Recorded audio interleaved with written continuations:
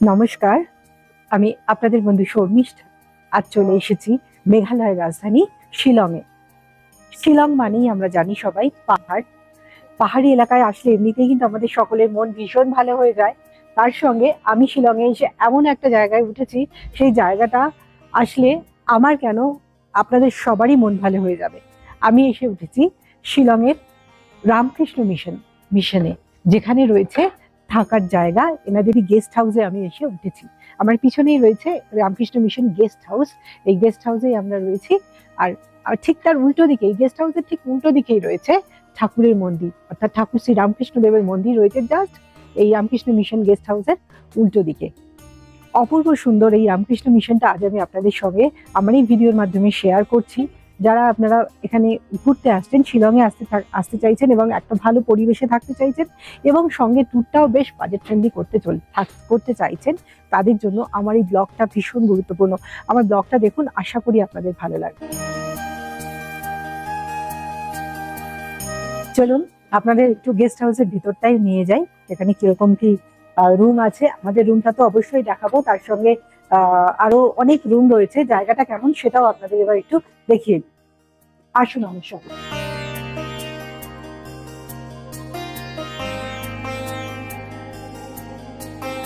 ঢুকেই এখানে ঠাকুরমা স্বামীজির ছবি তো রয়েছেই, দিয়ে সোজা এই যে দেখছেন, এগুলো সব কিন্তু পরপর দুপাশে রুম রয়েছে। এছাড়াও ওপরেও থাকার ব্যবস্থা রয়েছে।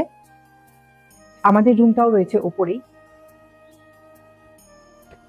এই সিঁড়ি দিয়েই, সুন্দর পরিষ্কার সিঁড়ি দিয়ে উঠে দোতলায় আমরা যাচ্ছি এবং এইখান থেকে, এই সিঁড়ির থেকে আপনাদের ভিউটা দেখাচ্ছি।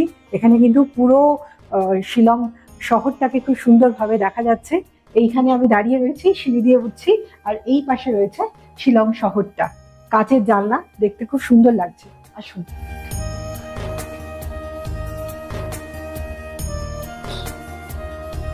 দোতলায় এসেই রয়েছে এরকম রুম। দুপাশেই রুম রয়েছে এবং সুন্দরভাবে নাম্বারিং করা রয়েছে, 102, 104, 105, 103 পরপর কিন্তু এরকম নাম্বারিং করা রয়েছে। আর এখানেও রয়েছে জানলা, বড় বড় জানলা, যেই জানলা দিয়ে আমরা শিলংয়ের ভিউটা পাবো, দেখাবো আপনাদের। এই হলো জানলা, জানলা থেকে খুব সুন্দর ভিউ পাওয়া যাচ্ছে।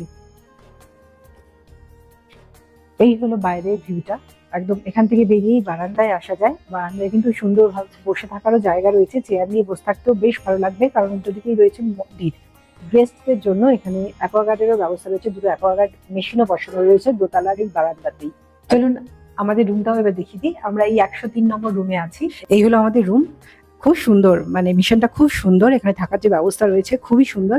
এখানে একটা বড় বেড রয়েছে, যেখানে 2 বা 3 জন থাকতে পারেন। এই পাশে আরো একটা বেড রয়েছে, যেখানে 1 জন থাকতে পারেন। সঙ্গে টেবিল রয়েছে, চেয়ার রয়েছে, ঠাকুরমা স্বামীজির ছবি রয়েছে, যেটা মনকে ভালো করে দেবে। ঠাকুরমা স্বামীজির ছবিটা যেহেতু রয়েছে। আর এই আমি জানলা থেকে, কি বড় বড় কাচের জানলা আছে, আমি একটু জানলাটাও দেখাবো। এইখানে হচ্ছে কাচের জানলা, জানলা খুলে দিলে কিন্তু বাইরের ভিউটাও পাওয়া যাবে। আমি চেষ্টা করবো পরে একটু দেখাতে। আর সঙ্গে ওয়াশরুমও রয়েছে, ওয়াশরুমটাও একটু দেখিয়ে দিই। বেশ বড় কিন্তু রুমটা, বেশ বড়। এই পাশে রয়েছে একটা মিরার, আর বেশ বড় রুম। আমি একটু ওয়াশরুমটা এবার দেখিয়ে দেবো। দারুণ সুন্দর ওয়াশরুম দিচ্ছে, বড় ওয়াশরুম রয়েছে এই রুমটার সাথে। গিজার রয়েছে, গিজার না থাকলে কিন্তু খুব অসুবিধা হবে, ঠান্ডার জায়গা। গিজারও রয়েছে, বেশ ভালো ব্যবস্থা রয়েছে কিন্তু এই রামকৃষ্ণ মিশনে। এই হলো আমার রুম থেকে মন্দিরটা, আমরা যে রুমে রয়েছি সেই রুম থেকে মন্দিরটা একদম মুখোমুখি হচ্ছে, আমাদের রুমের মুখোমুখি হচ্ছে ঠাকুরের মন্দির। রুমে একটা ইলেকট্রিক কেটলিও দেওয়া রয়েছে। আমি এবার রুম থেকে বাইরে যাচ্ছি। রুম থেকে বাইরে বেরোলেই বড় একটা করিডোর পড়ছে, আর বাইরে বেরোলেই যে জানলা দিয়ে যে ভিউটা পাওয়া যাচ্ছে সেটা একটু দেখাচ্ছি। এই হলো জানলার থেকে ভিউ, দারুণ ভিউ পাওয়া যাচ্ছে। বড় বড় কাচের জানলা, অনেকটা খোলা বড় বড় কাচের জানলা রয়েছে, স্লাইডিং জানলা, সেই কারণেই খুলে দিলে পুরো ওপেন হয়ে যাচ্ছে। এই হলো মন্দির।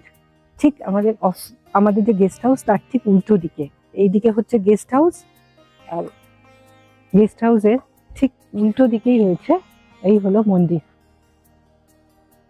খুব সুন্দর মন্দিরটা, বেশ সুন্দর মন্দির। আমরা যাবো এবার মন্দিরের ভেতরে। মন্দির খোলা থাকার টাইমিংটা একটু জানিয়ে দিই। সকাল 6টা থেকে দুপুর 11:30 এবং বিকেল 3টে থেকে সন্ধ্যে 6:30 পর্যন্ত। এই সিঁড়ি দিয়েই উঠতে হবে। খুব সুন্দর করে সাজানো রয়েছে কিন্তু মন্দির চত্বরটা, খুব সুন্দর করে সাজানো, তার সঙ্গে এত সুন্দর গাছপালা, তার জন্য আরো ভালো লাগছে। প্রবেশ করলাম মন্দিরের ভেতরে, যেখানে রয়েছেন দিব্যত্রয়ী অর্থাৎ শ্রীরামকৃষ্ণদেব, সারদা মা এবং স্বামীজি। এমন একটা জায়গায় রয়েছি যেখানে আসলে মেলে প্রাণের আরাম, মনের শান্তি। পাহাড়ি এলাকায় এই মন্দিরটি রয়েছে বলে এই মন্দিরটির গঠন শৈলী যেন অন্যরকম। অদ্ভুত সুন্দর একটা কনস্ট্রাকশন, কাঠের পুরো বিল্ডিংটি এবং রয়েছে সঙ্গে কাচের জানলা। বাইরে থেকে তো ভালো লাগছেই, মন্দিরের ভেতরে প্রবেশ করলেও ভীষণ ভালো লাগছে। মঠের পরিবেশটা এতটাই সুন্দর, এখানে থাকতে এতটাই ভালো লাগবে, যতটাই দেখছি ততই মুগ্ধ হয়ে যাচ্ছি। এই হচ্ছে মেন মন্দির, ঠাকুরের মন্দির।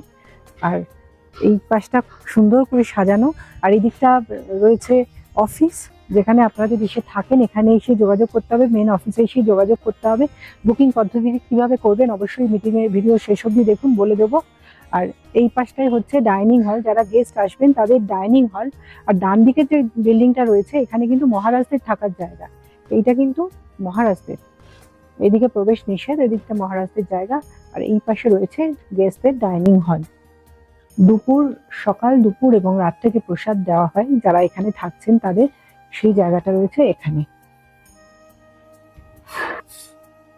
এই হলো ডাইনিং এরিয়া, সামনেই রয়েছে ডাইনিং হল।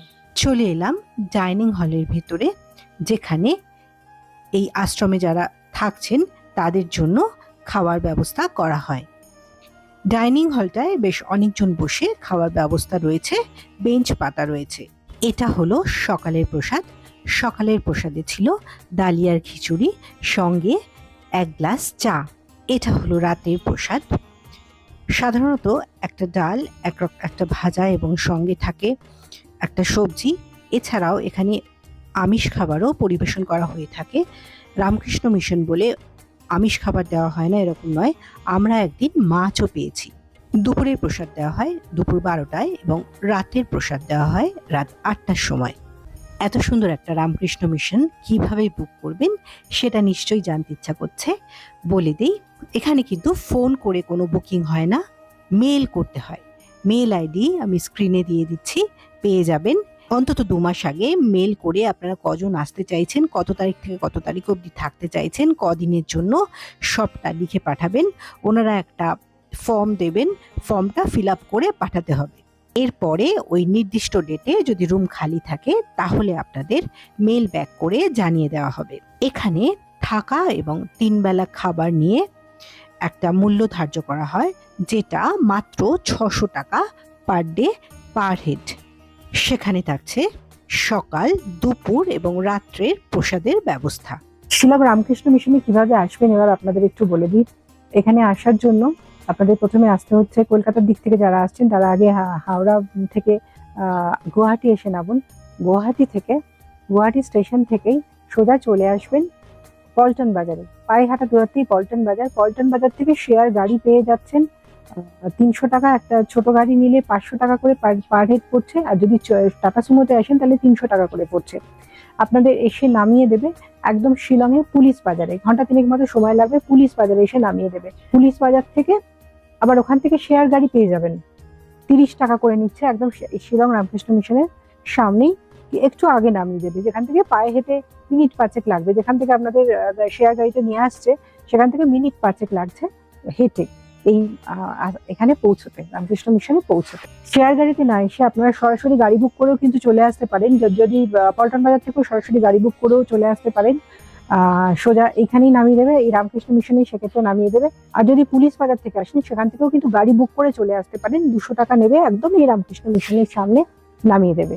শেয়ার গাড়ি এবং গাড়ি ভাড়া করে আসে কিভাবে আসবেন দুটোই কিন্তু আমি আপনাদের বলে দিলাম। আমি এতক্ষণ আপনাদেরকে শিলং রামকৃষ্ণ মিশনটা ঘুরিয়ে দেখাচ্ছিলাম।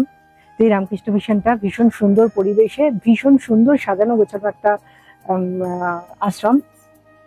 আপনাদের এখানে আমি ভিডিওর মাধ্যমে শেয়ার করলাম আপনারা এখানে কিভাবে আসবেন, বুকিং বা কিভাবে করবেন সবটাই কিন্তু আমি আপনাদের দেখালাম, যাতে যারা আসতে চাইছেন, এখানে এসে থাকতে চাইছেন কয়েকটা দিন, তাদের জন্য খুব সুবিধা।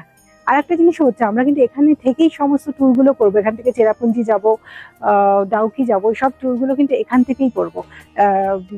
সেই কারণেই শিলংয়ে এখানে এসে কিন্তু আপনারা 3 দিন বা 4 দিন থেকে সব ট্যুরগুলোও করে নিতে পারেন। আমার ভিডিওটা আমি এখানেই শেষ করব। আমার ভিডিওটা যদি ভালো লেগে থাকে অবশ্যই একটু জানাবেন কেমন লাগলো আমার আজকের নিবেদন। আমার চ্যানেল নতুন হয়ে থাকলে চ্যানেলটা সাবস্ক্রাইব করে নেবেন। শেষ করছি আমার আজকের ব্লগ। সকলকে ধন্যবাদ জানিয়ে সকলে খুব ভালো থাকবেন।